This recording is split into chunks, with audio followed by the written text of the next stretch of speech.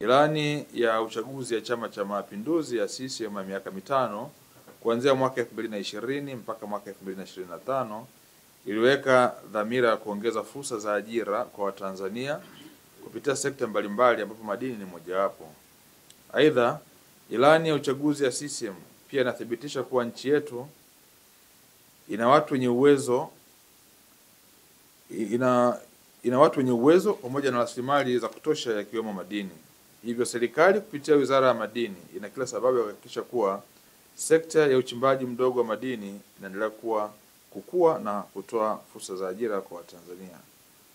Aidha, Sheria ya Madini sura ya 123 inatoa mwongozo wa namna ya kuwasaidia wachimbaji wadogo, ikiwa ni pamoja na kuwatengea maeneo ya uchimbaji yenye viashiria vya kutosha vya uwepo wa madini.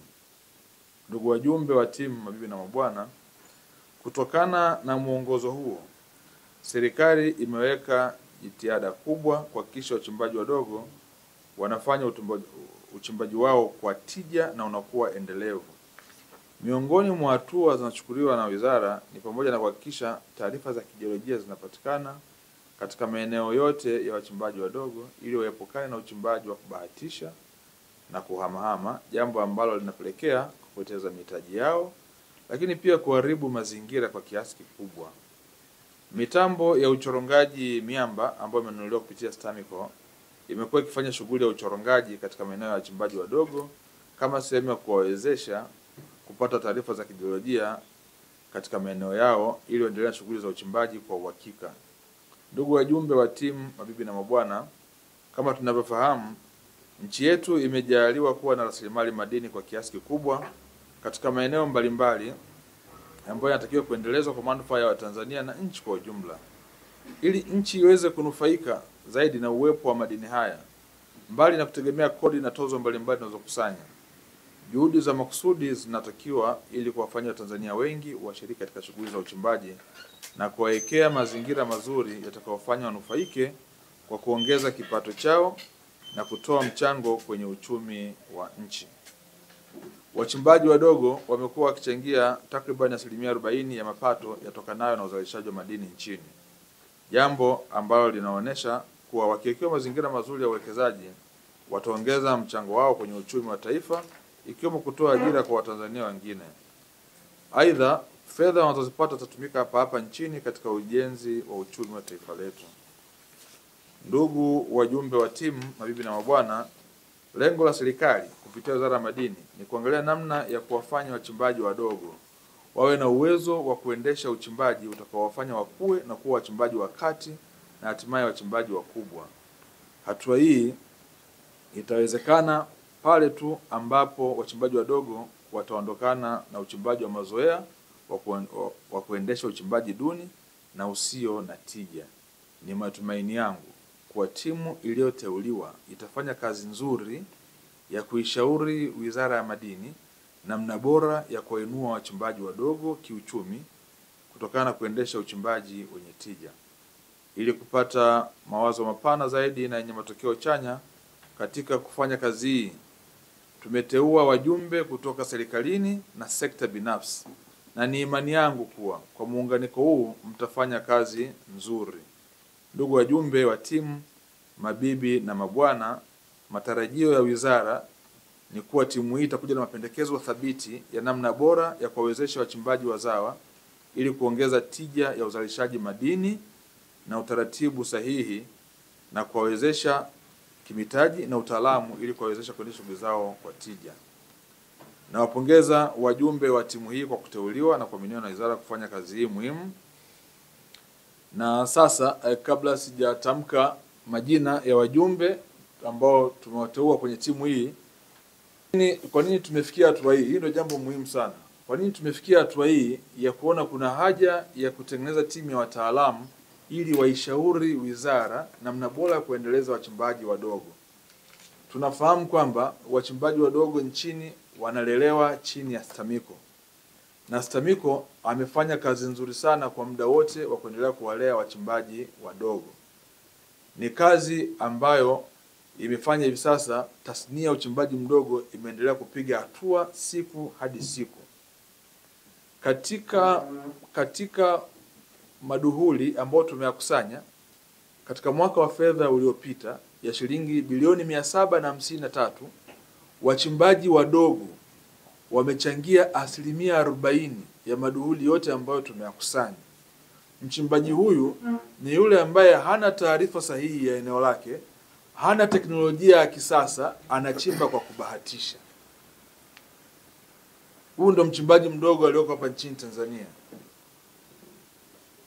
Na ndugu zangu, ni ukweli usiopingika kwamba nchi yetu itajengwa na Watanzania. Sekta hii itakuwa na kufikia malengo ambayo tumejiwekea kama kutakuwa kuna ushiriki mkubwa wa Watanzania. Hizi ndio rasilimali ambazo Mwenyezi Mungu ametujalia. Lazima Watanzania wawe watu wa kwanza kunufaika na rasilimali ambazo Mwenyezi Mungu amewajalia. Mheshimiwa Rais Daktari Samia Suluhu Hassan katika maelekezo yake mahususi ametuelekeza kuhakikisha kwamba tunawajengea mazingira wezeshi wachimbaji wadogo wa nchi yetu ya Tanzania wapige hatua. Tunatamani kuona siku moja ile 40 ya kama sehemu ya mchango wao 40% ifike mpaka izidi 40 kwenda mpaka 60, na mambo haya yanawezekana. Kwa upande wa serikali ziko hatua ambazo tumezichukua. Cha kwanza, tumehakikisha tunatenga maeneo maalum kwa ajili ya wachimbaji wadogo. Zile leseni zote hasa zile kubwa za utafiti ambazo zilikuwa zinashikiliwa na watu wengi wakizihodhi wazifanyie kazi, zikirudi serikalini, kipaumbele cha kwanza tumekuwa tukiwapa wachimbaji wadogo. Lakini pia kupitia STAMICO tumenunua mitambo ya kuchoronga 15 ambao tunaigawa nchi nzima kusaidia wachimbaji wadogo kupata taarifa sahihi ya maeneo yao. Lakini cha tatu, STAMICO anakwenda kuongeza mitambo mingine ya ziada kwa ajili ya kuwezesha eneo hili la utafiti, ili wachimbaji wetu especially wadogo wachimbe kwa kufuata utaratibu, lakini vivyo wao wana uhakika wa kile ambacho wanakifanya. Ndugu zangu, ukienda huu ni wivu ambao kila mtu angetamani pia jambo hili litokee kwake. Mimi ni wivu ambao naupenda. Ukienda nchi kama Ghana. Nchi kama Ghana ambao napenda kuitolea mfano. Ghana wanazalisha dhahabu wakia milioni 5 kwa mwaka.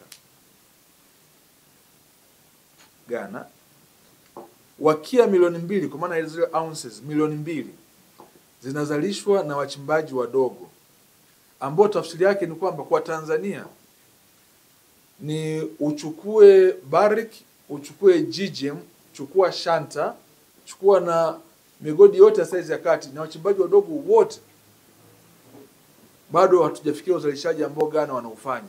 Sisi tunazalisha hapa wakia kwa mwaka milioni 1.7 mpaka 800 mpaka 900, lakini Ghana wanazalisha wakia milioni 2 katika dhahabu peke yake. Wachimbaji wadogo tunaiona hii kama sehemu pia ya kujifunza na kuimarisha watu wetu, na ndio maana wizara imekuja na mpango hivi sasa ya kuhakikisha tuna wa cluster wachimbaji wadogo katika nchi yetu ya Tanzania, ili pia tutengeneze mfumo mzuri waweze kugraduate. Na moja ya maeneo ambayo tunaangalia ambao tayari tumeshapata ushirikiano mkubwa ni kupitia katika ule mfuko wa dhamana ulioko chini ya Wizara ya Fedha, Credit Guarantee Scheme, ambao una uwezo kupitia mabenki ya biashara kuwakopesha wachimbaji wadogo wakaweza kupiga hatua. Na kwa nini tumeamua kuunda timu hii? Ili mkatusaidie kutushauri vizuri katika eneo hili. Sisi tunaamini kabisa tukiwa tuna wachimbaji wadogo walio graduate kutoka kwenye uchimbaji mdogo mpaka wakati tukawawezesha, tukawasimamia, manufaa makubwa yatabaki hapa nchini. Na hiyo ndio dhamira kubwa Mheshimiwa Rais. Nitawapa mfano mmoja tu Rais. Katika mwaka wa fedha 2022-2023 mauzo ya bidhaa nje ya nchi kupitia sekta ya madini yalikuwa ni dola bilioni 3.6. Lakini ndo mwaka huo ambao tulipata uhaba wa dola. Jibu lake ni rahisi sana tu, kwamba zile fedha zirudi nchini hapa. kwa sababu ya kuna mifumo mingi sana ambayo tunaiangalia sasa kushirikiana na wenzetu wa BOT, lakini namna ambayo biashara inafanyika, asilimia kubwa ya mauzo ya bidhaa nje ya nchi yalikuwa ni kupitia zao la dhahabu, ndio asilimia kubwa, na asilimia kubwa ya wachimbaji wadogo hawana mitaji ya kuchimba, na hivyo kinachotokea ni kwamba huwa wanapata mitaji kutoka nje ya nchi. Anemletea mtaji kutoka nje ya nchi ndio ambaye lazima mwisho wa siku aichukue ile bidhaa. Kwa hiyo mnajikuta mna dhahabu mnaipeleka nje ya nchi, lakini hamna dola ndani ya nchi. Sasa katika utaratibu huu pia tunalenga katika kuhakikisha kwamba tunawafikisha Watanzania sehemu ambako watatoa mchango chanya katika ustawi wa uchumi wa nchi yao.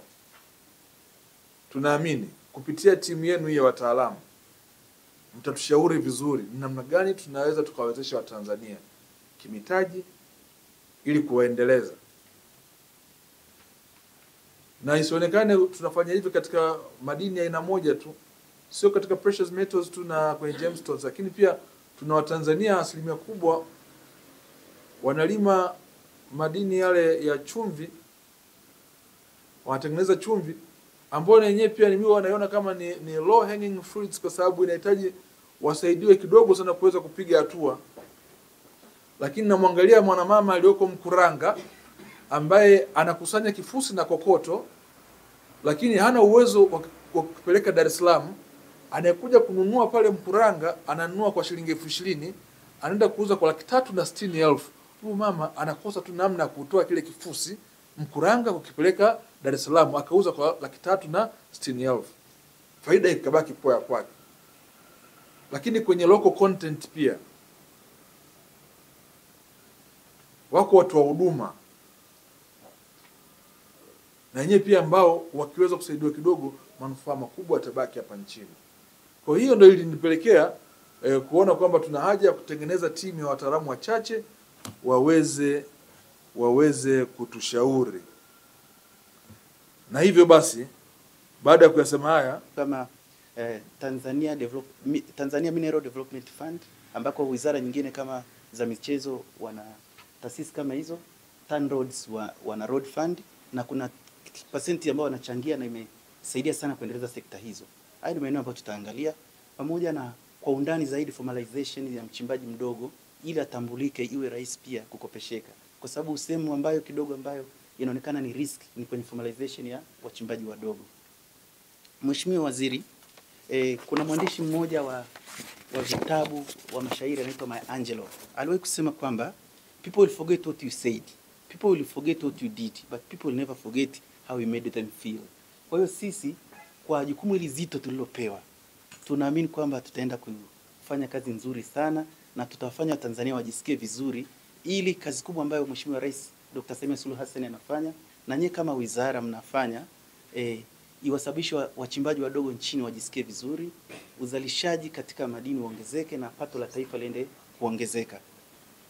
Tunatambua kazi kubwa unafanya, kwa sababu mimi ni makamu wa rais, ni juzi tu tumetoka na hii timu Tanga, hawajalala, tuko hapa, tuna siku mbili tena tunaelekea Mwanza. Kwa hiyo unaweza kuona kwamba hii timu ya Wizara ya Madini inafanya kazi kubwa sana, hawalali, na ndio maana Mheshimiwa Rais ameweka vijana kama nyinyi ambao mnapambana, na sisi kwa kucompliment tutafanya kazi kubwa sana. Asanteni sana.